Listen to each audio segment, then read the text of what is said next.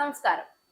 മോദി ഭരണകാലത്ത് ഇന്ത്യ സ്വയം നിർഭരതയിലേക്കുള്ള ദിശയിലാണ് നീങ്ങുന്നത്. ആത്മനിർഭർ ഭാരത് എന്ന ആശയം ഇന്ത്യയുടെ സാമ്പത്തിക സ്വാതന്ത്ര്യത്തിന് പുതുജീവൻ നൽകിയെന്ന് വേണം പറയാൻ.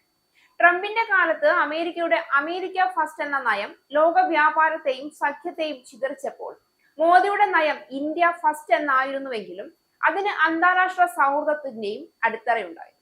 ആരെയും പിണക്കിയും പിടിച്ചുപറിച്ചും കപടതയിലൂടെ തള്ളിയിട്ടുമല്ല മോദി ഇന്ത്യയെ ഒന്നാം നിരയിലേക്ക് ഉയർത്താൻ ശ്രമിച്ചത്. ഇതാണ് ഇരുവരുടെയും നേതൃഭേദം തെളിയിക്കുന്നത്. മോദി വികസനത്തെയും ജനങ്ങളുടെ ക്ഷേമത്തെയും മുൻനിർത്തിയപ്പോൾ ട്രംപ് സ്വപ്നം കണ്ടത് തന്റെ സ്വയം പ്രചരണത്തിനും അഹങ്കാര നിർവൃതിക്കും വേണ്ടിയായിരുന്നു.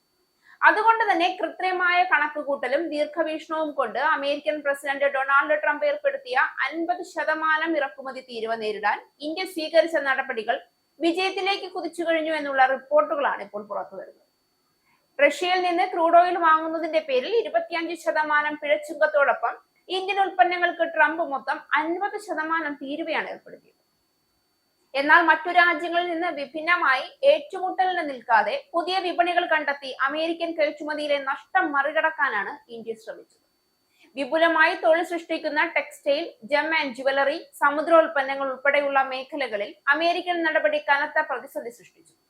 സെപ്റ്റംബറിൽ അമേരിക്കയിലേക്കുള്ള മൊത്തം കയറ്റുമതി 37.5% ഇടിഞ്ഞ് $550 കോടി ആയിരുന്നു. അമേരിക്കയിലേക്കുള്ള കയറ്റുമതി ഇടിവ് ഇന്ത്യയുടെ സാമ്പത്തിക വളർച്ചയെ ബാധിക്കില്ല എന്ന് IMF അടക്കമുള്ള ആഗോള ഏജൻസികൾ ചൂണ്ടിക്കാട്ടി.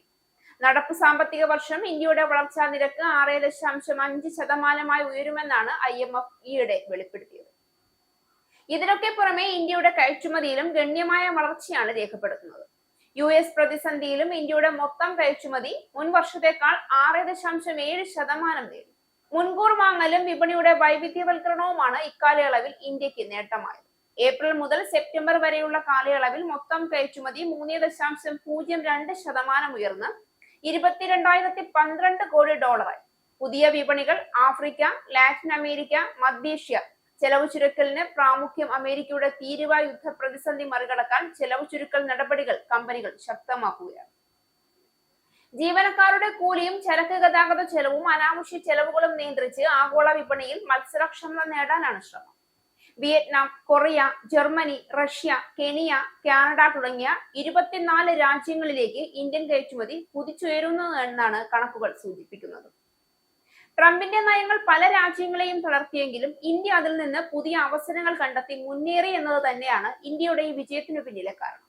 അമേരിക്കൻ നയങ്ങൾ മൂലം ആഗോള വിപണിയിൽ ഉണ്ടായ അനിശ്ചിതത്വം ഇന്ത്യക്ക് തന്നെ തന്റെ ആഭ്യന്തര വ്യവസായങ്ങളെ ഉറപ്പിക്കാൻ വഴിവെച്ചു. Make in India, Atmanirbhar Bharat പോലുള്ള മോദിയുടെ പദ്ധതികൾ ഈ സാഹചര്യത്തിൽ ഇന്ത്യൻ സാമ്പത്തിക രംഗത്തെ പ്രതീക്ഷയുടെ വിളക്കായി മാറി. വിദേശ വ്യാപാരത്തെ ആശ്രയിക്കുന്നതിൽ നിന്ന് ഇന്ത്യ മുറുകെ പിടിച്ചുകൊണ്ട് ആഭ്യന്തര ഉൽപാദനത്തെയും സംരംഭകത്വത്തെയും പ്രോത്സാഹിപ്പിച്ചു. ഇതിന്റെ ഫലമായി ഇന്ത്യൻ നിർമ്മാണ രംഗം പുതിയ ഊർജത്തോടെ മുന്നേറി. ചെറുകിട വ്യവസായങ്ങൾക്കും വളർച്ചയുടെ വഴിയൊരുങ്ങി. ട്രംപിന്റെ താരിഫ് വർധന പ്രധാനമായും ചൈനയെയും മറ്റ് ഏഷ്യൻ രാജ്യങ്ങളെയും ബാധിച്ചപ്പോൾ ആ ഗ്യാപ്പ് നിറയ്ക്കാൻ ഇന്ത്യ മുന്നോട്ട് വന്നു. ഇതോടെ വിദേശ വിപണികളിൽ ഇന്ത്യൻ ഉൽപ്പന്നങ്ങൾക്ക് കൂടുതൽ അവസരങ്ങൾ ലഭിച്ചു. IT, pharmaceuticals, textile, automobile parts എന്നിവയിൽ ഇന്ത്യയുടെ കയറ്റുമതികൾ വർദ്ധിച്ചു.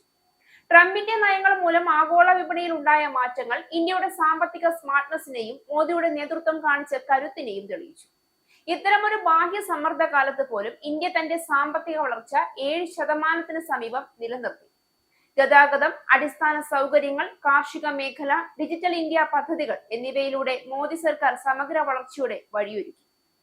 ഇന്ത്യയുടെ ജനതയിൽ ആത്മവിശ്വാസം പകർന്ന മോദി നമുക്ക് നമ്മളെ തന്നെ വിശ്വസിക്കാമെന്ന സന്ദേശം ശക്തമായി മുന്നോട്ട് വെച്ച് മുന്നേറിയതിനാൽ തന്നെ ട്രംപിന്റെ താരിഫ് വർധനയ്ക്കിന് ശേഷമുള്ള ഇന്ത്യയുടെ വളർച്ച മോദിയുടെ നയങ്ങളുടെ യഥാർത്ഥ വിജയകഥ തന്നെയാണ് എന്ന് പറയാതെ വയ്യ. ഇസ്രായേലിന്റെ 5 സൈനിക താവളങ്ങളിൽ കനത്ത നാശനഷ്ടം. മോദി വെളിപ്പെടുത്തുന്ന ഇന്ത്യയുടെ വികസനത്തിന്റെ മയക്കുമരുന്ന് വിൽപ്പനയ്ക്കെതിരെ ശക്തമായ നടപടിയെടുത്ത് ഷാർജ പോലീസ്. അമേരിക്കയിലെ സാധാരണ മനുഷ്യരോട് കൂടിയാണ് കോൺഗ്രസിനുള്ളിൽ പങ്കുവയ്ക്കാൻ ഓപ്പറേഷൻ സിന്ദൂറിൽ ഉപയോഗിച്ച